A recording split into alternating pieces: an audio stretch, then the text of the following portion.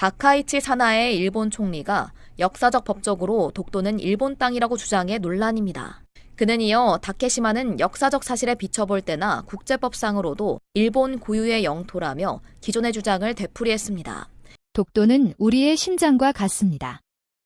일본 총리의 폭탄 발언은 우리에게 충격으로 다가옵니다. 과거 100여 년 전 기록된 기밀 문서의 파급 효과가 어떠한 역사적 결과를 나타낼지 스토리텔링 형식으로 한번 창작해 보았습니다. 구독자님들께 감동드리는 영상으로 보답하겠습니다. 끝까지 들어주세요. 챕터 1 브뤼셀의 밤. 한국 탓에서 시작하는 이야기. 저는 카트린 보겔입니다. 45살, 독일 베를린 출신.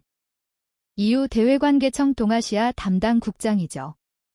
오늘 밤 브뤼셀 본부 브리핑룸 앞은 기자들로 가득했습니다. 카메라 플래시가 터지고 마이크가 제 얼굴로 밀려들었죠. 동아시아 위기 관련 EU 공식 입장 발표 직후였습니다. 저는 준비된 멘트를 읽었습니다. 일본은 책임 있는 안정 세력이며 한국은 중요한 파트너이지만 여론에 민감한 구조를 가지고 있다고. 그런데 한국이라는 단어가 나올 때마다 목구멍이 조여오는 느낌이었습니다. 브리핑 후 복도로 나왔습니다. 동료 클라우스가 다가왔죠. 카트린, 예전에 한국에서 상당히 공격받았다면서. 저는 잠시 멈췄습니다. 15년 전 이야기였죠. 당시 저는 독일 외교부 정책기획실 차석이었습니다. 한일 역사 갈등 완화 프로젝트에 투입됐죠. 독일과 프랑스 성공 사례를 동아시아에 적용해보자는 계획이었습니다. 저는 서울로 갔습니다. 중재안을 들고서 광화문 앞은 사람들로 가득했습니다. 팻말에 적혀 있었죠. 식민 경험을 모르는 서구인의 오만. 한국 언론은 저를 이름까지 거론하며 비판했습니다. 역사를 모른다고. 베를린으로 돌아왔을 때 독일 의회에서 질의가 터졌습니다. 외교부 장관이 저를 불렀죠. 승진이 3년 미뤄졌습니다. 그때부터였습니다. 저는 머릿속에 공식을 만들었죠. 한국은 감정에 휘둘리는 나라. 일본은 조용히 협력하는 파트너. 클라우스가 제 어깨를 톡 쳤습니다. 저는 짧게 대답했죠. 그냥 옛날 일이야. 책상 위에 긴급 보고서가 놓여 있었습니다. 중국과 일본 센카쿠 긴장, 다카이치 일본 총리의 대만 개입 발언, 중국의 보복 조치 시작. 뉴스가 흘러나왔습니다. 중국이 자국민에게 일본 여행 자제를 공식 권고했다고 했습니다. 하루 만에 일본행 예약 취소율이 82%를 넘었다는 자막이 떴습니다. 저는 메모를 적었습니다. 일시적 감정 반응일 가능성 높음. 곧 회복될 것. 제 머릿속엔 이미 결론이 나 있었죠. 일본 쪽에서 먼저 파악하자. 본부장이 전화를 걸어왔습니다. 카트린, 도쿄 긴급 파견 준비해. 72시간 안에 현장 보고서 올려야 해. 저는 대답했습니다. 알겠습니다. 서울도 가야 하지 않습니까? 본부장은 말했죠. 일본이 먼저야. 다음 날 아침 브뤼셀 공항에 섰습니다. 도쿄행 비행기 탑승구였죠. 기내 뉴스가 흘러나왔습니다. 중국, 일본 단체 관광 전면 중단. 하루 새 50만 건 예약 취소. 저는 속으로 중얼거렸습니다. 일시적이야. 곧 회복돼. 하지만 몰랐죠. 제가 지금부터 보게 될 것들이 제 15년을 완전히 뒤집을 거라는 걸. 챕터 2 도쿄 긴급 파견, 일본 편을 드는 EU 엘리트. 도쿄 나리타 공항에 도착했습니다. 11월 중순 도쿄는 생각보다 쌀쌀했죠. 저는 택시를 탔습니다. 긴자 쪽으로 가주세요. 일본 외무성과 첫 회의는 오후 3시였습니다. 카세 국장이 저를 맞았죠. 보겔 국장님, 먼 길 오셨습니다. 그는 정중했습니다. 하지만 표정은 굳어 있었죠. 회의실에서 그는 중국의 부당한 경제 보복을 설명했습니다. 센카쿠는 일본 고유 영토이며 대만 문제 발언은 자유 진영의 책임이라고 했습니다. 저는 메모를 적었죠. 논리는 정연했습니다. 문서도 깔끔했죠. 경제산업성 관료도 만났습니다. 그는 중국 관광객 감소는 일시적이라고 했습니다. 일본은 여전히 아시아 최고 관광지라고. 저는 고개를 끄덕였습니다. 그렇겠죠? 회의가 끝나고 저는 호텔로 향했습니다. 긴자 거리를 걸었죠? 그런데 이상했습니다. 생각보다 한산했습니다. 면세점 앞이 텅 비어 있었죠. 예전에 긴자 오면 중국 관광객 발 디딜 틈이 없었는데 호텔 로비도 조용했습니다. 체크인 직원이 말했죠. 최근 예약 취소가 많아서 조용합니다. 저는 엘리베이터에 올랐습니다. 불이 꺼진 층이 여러 개였죠. 밤에 호텔 바로 내려갔습니다. 위스키를 주문했죠. 옆자리에 일본 여성이 앉아 있었습니다. 50대쯤 돼 보였죠. 우연히 눈이 마주쳤습니다. 그녀가 먼저 말을 걸었습니다. 혹시 유럽에서 오셨습니까? 저는 고개를 끄덕였습니다. EU 대외관계청에서 왔습니다. 그녀는 오사카에서 중소제조업체를 운영한다고 했습니다. 술이 조금 들어가자 그녀가 속내를 털어놓기 시작했죠. 우리 공장, 한국산 장비 없으면 다음 달 멈춥니다. 저는 잠시 멈췄습니다. 한국산이요. 그녀가 고개를 끄덕였죠. 배터리 장비, 디스플레이 부품. 한국 기술이 더 안정적입니다. 솔직히 말하면 일본산보다 믿을 수 있어요. 제 손이 잔을 쥐었습니다. 아들 세대는 이미 삼성, 현대를 동경합니다. 그녀는 쓴웃음을 지었죠. 우리는 한국을 무시했지만 한국은 이미 우리를 넘었습니다. 저는 방으로 돌아왔습니다. 창밖 도쿄 야경을 봤죠. 머릿속이 복잡했습니다. 한국 의존. 그 단어가 계속 맴돌았습니다. 챕터 3 텅 빈 긴자. 일본이 감추고 싶은 진실과의 첫 충돌. 다음 날 아침 일본 관료들을 더 만났습니다. 재무성, 국토교통성, 관광청. 모두 같은 말을 했죠. 중국의 일시적 감정 대응. 곧 회복될 것. 하지만 제 눈에 보이는 현실은 달랐습니다. 점심때 긴자 백화점에 들렀죠. 명품 매장이 텅 비어 있었습니다. 직원들만 서 있었죠. 예전 같으면 중국 관광객들로 붐볐을 시간인데. 저는 백화점 직원에게 물었습니다. 요즘 손님이 적은가요? 그녀는 조심스럽게 대답했죠. 중국 손님들이 갑자기 안 오십니다. 매출이 70% 떨어졌어요. 오후엔 도쿄역 근처 식당가를 지나갔습니다. 한 작은 라멘집 앞에 노인 부부가 서 있었죠. 가게 문은 열려 있었지만 손님이 한 명도 없었습니다. 저는 걸음을 멈췄습니다. 저녁 때 호텔로 돌아오는 길 다시 긴자를 걸었습니다. 이번엔 천천히 주변을 봤죠. 호텔 간판에 공실 안내가 붙어 있었습니다. 예약 취소 환불 문의는 프런트로. 거리 곳곳에 그런 문구가 보였죠. 호텔방에 돌아와 노트북을 켰습니다. 이후 내부 보고서를 열었죠. 일본 관광업계 긴급 타격, 중국인 예약 취소 144만 건 중 30% 이상 실제 취소 완료. 긴자 신주쿠 다사쿠사 주요 상권 매출 급감. 저는 메모를 수정했습니다. 일시적 반응이라는 문구를 지웠죠. 대신 이렇게 적었습니다. 구조적 타격 가능성 검토 필요. 그날 밤 어제 만났던 오사카 제조업체 사장이 문자를 보냈습니다. 오늘 저녁 시간 되십니까? 꼭 드릴 말씀이 있습니다. 저는 호텔바에서 그녀를 다시 만났습니다. 그녀는 서류 몇 장을 꺼냈죠. 우리 공장 한국산 부품 의존도입니다. 보겔 국장님이 알아야 할 것 같아서요. 종이에는 숫자들이 적혀 있었습니다. 배터리 장비 95% 한국산. 디스플레이 부품 78% 한국산. 반도체 검사 장비 82% 한국산. 저는 숨이 멎는 것 같았죠. 일본 정부는 우리에게 국산으로 전환하라고 합니다. 그녀가 말했습니다. 하지만 불가능해요. 한국 기술이 더 앞서 있으니까요. 저는 호텔방으로 돌아왔습니다. 창밖을 봤죠. 도쿄 불빛이 여전히 반짝이고 있었습니다. 하지만 그 빛 아래 무언가 무너지고 있었습니다. 챕터 4 서울에서 다시 마주친 과거. 한국의 분노의 다른 얼굴. 브뤼셀 본부에서 지시가 내려왔습니다. 한국 반응도 직접 보고하라고. 저는 마지못해 인천행 항공편을 예약했죠. 인천공항에 도착했습니다. 출국장은 사람들로 붐볐습니다. 중국인 단체 관광객들이 보였죠.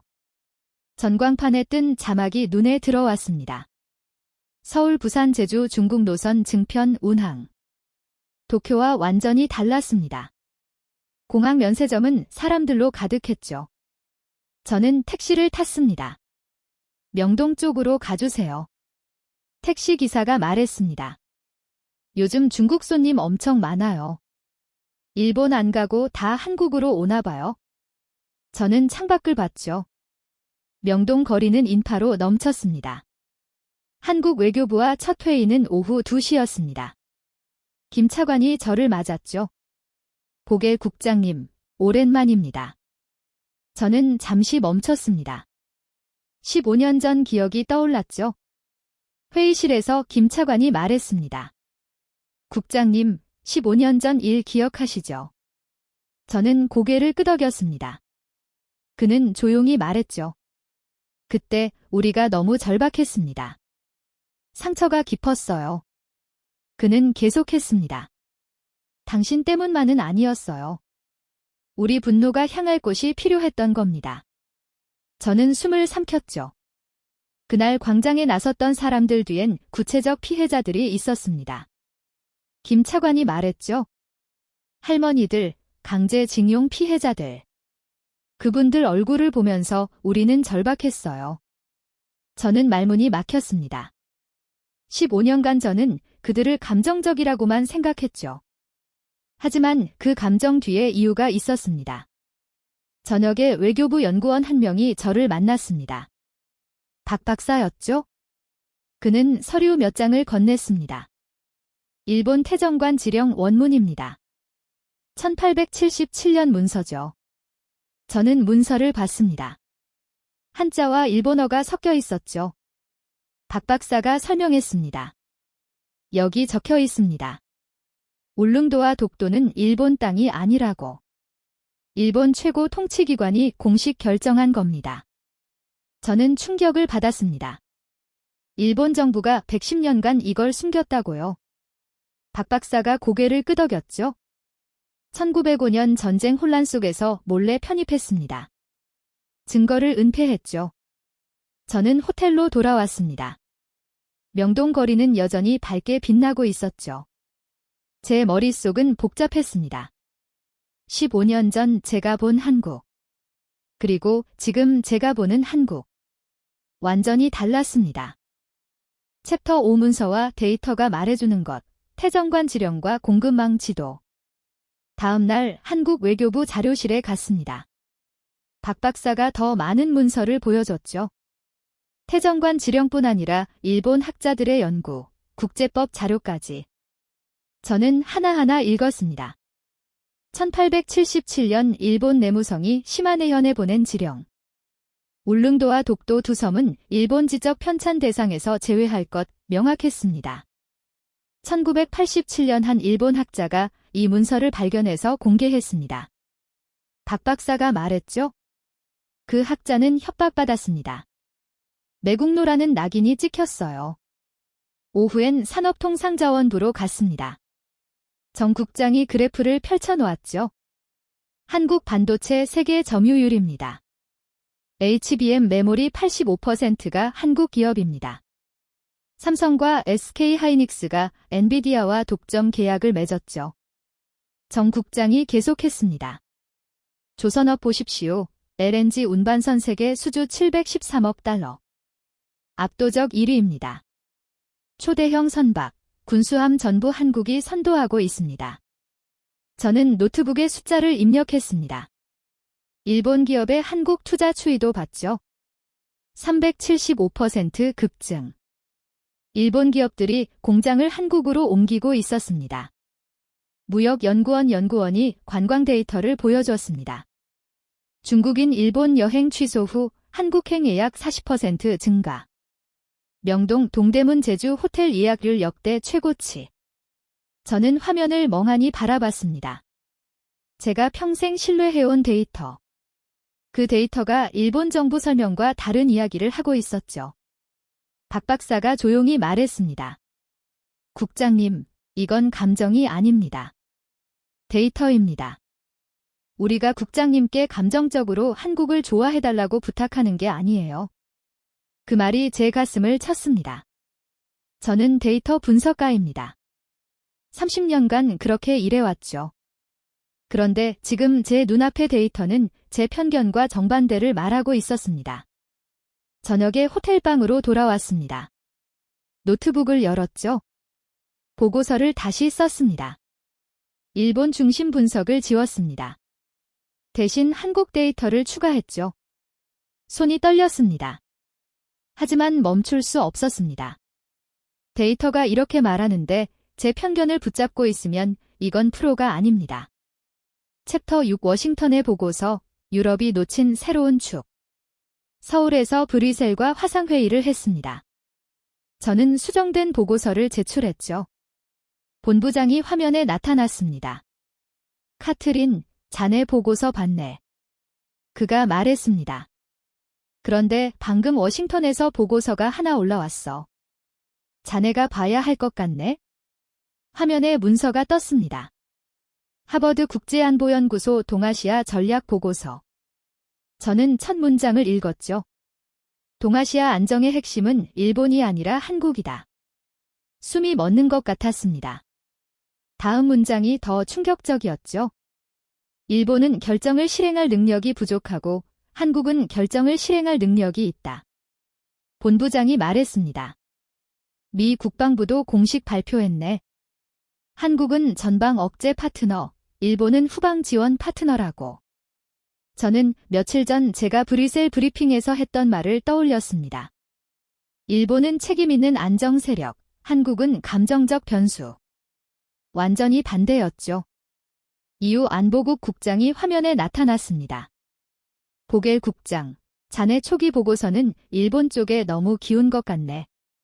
지금 흐름은 한국 중심으로 재평가해야 할 것 같아. 저는 입술을 깨물었습니다. 자존심이 상했죠. 하지만 동시에 알고 있었습니다. 그가 옳다는 걸. 회의가 끝나고 저는 서울 호텔 창밖을 봤습니다. 명동 불빛이 반짝이고 있었죠. 도쿄에서 본 텅 빈 긴자와 대조됐습니다. 제 머릿속에서 퍼즐이 맞춰지기 시작했습니다. 일본 제조업체 사장의 고백. 한국 부품 의존. 태정관 지령 문서. 관광객 이동. 반도체와 조선 데이터. 하버드 보고서. 미국 국방부 발표. 모든 게 같은 방향을 가리키고 있었습니다. 저는 노트북을 열었죠. 보고서 제목을 다시 썼습니다. 동아시아 전략 구조 재평가, 한국 중심 접근의 필요성. 손가락이 키보드 위에서 멈췄습니다. 15년 전 상처가 떠올랐죠. 하지만 저는 계속 타이핑했습니다. 이건 감정이 아닙니다. 데이터였죠. 그날 밤 저는 오래 잠들지 못했습니다. 창밖 서울 야경을 봤죠. 15년 전 광화문 광장. 그때 제가 보지 못했던 것들. 이제야 보이기 시작했습니다. 챕터 7 도쿄 공개 토론, 한국을 과소평가한 데가 고백. 일주일 뒤 저는 다시 도쿄에 있었습니다. 이번엔 NHK와 EU 공동 포럼 판넬로 초대됐죠. 일본 정부 관료, 학자, EU 대표가 모였습니다. 스튜디오 조명이 켜졌습니다. 사회자가 질문을 던졌죠. 보겔 국장님, EU는 동아시아 위기를 어떻게 보십니까? 저는 천천히 입을 열었습니다. EU의 초기 분석은 일본 설명에 너무 의존했습니다. 일본 패널들이 저를 쳐다봤죠.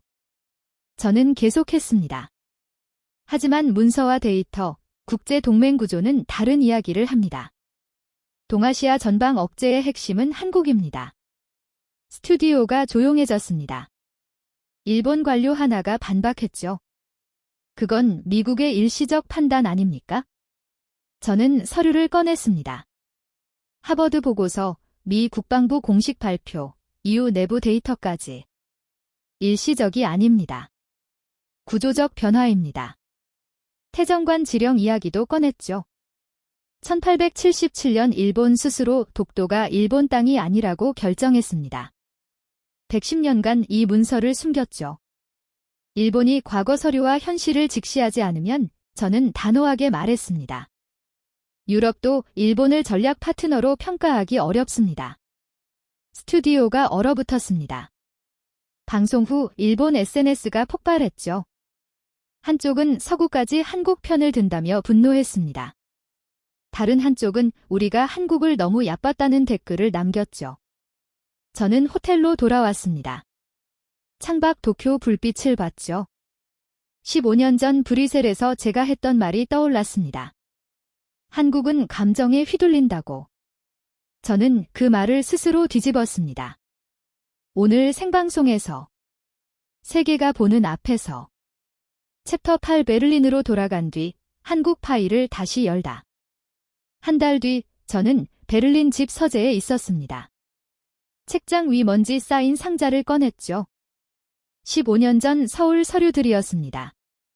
광화문 시위 사진, 영문 기사 스크랩, 저를 비판한 한국 신문 번역본.